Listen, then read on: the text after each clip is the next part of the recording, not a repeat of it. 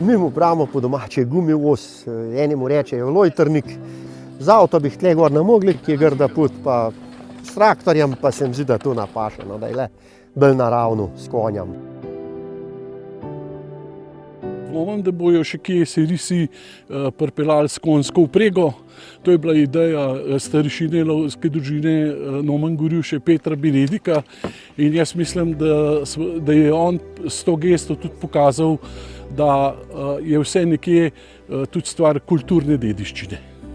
Potem sem se pa jaz spomnil na tega Tomaža Čufarjevga, pa sem ga poklical. Je tak fant, tle z vasi tudi kmet je. Naravnanje tudi živalim veliko po gozdu hodi. Pol me pa Peter vprašal, če bi bil pripravljen odstopiti prostor. No, pa smo pa prišli pa pogledali. Smo najdli ta dober plac. Smo pogledali 3 lokacije, kje je to bilo, ki je že on malo predlagal, kje bolj sonce posije, kje je kaj. In potem smo se pač odločili za tole lokacijo.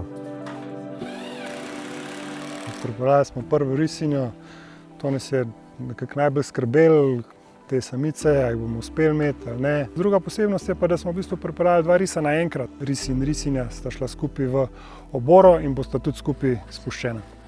Pa mislim, da je tudi ime Zois za bohinjski del izredno dobro izbrano. Jaz mislim, da je to prav, da je dobil ime po človeku, ki je za Bohinj veliko naredil in jaz mislim, da bo ta ris tudi.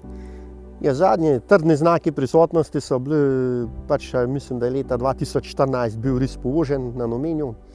Viden je bil, večkrat pa marsikdo ni verjel, ampak zdaj pa recimo ris Maxi pokazal, kakšne so risove poti, kaj vse naredi en risano pot.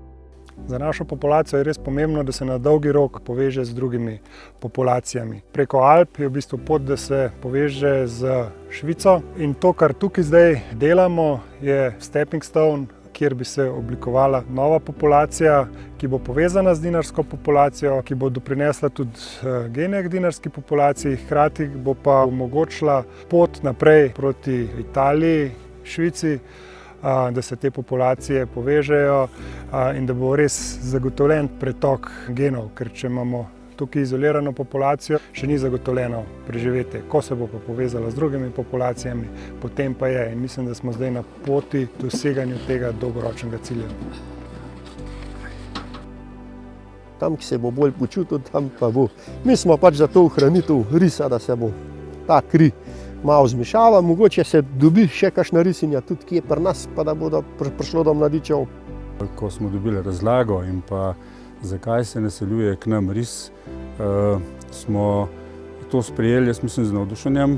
Jaz mislim, da je prav, da se tudi v našo lokalno skupnost vračajo živali, ki so bile tukaj in pa da poskrbimo, da take živali ne izumrejo, ker je prav, da tudi zveri ostanejo v tem našem gozdu, ki so pač potrebne za to obnovo in pa za samo življenje.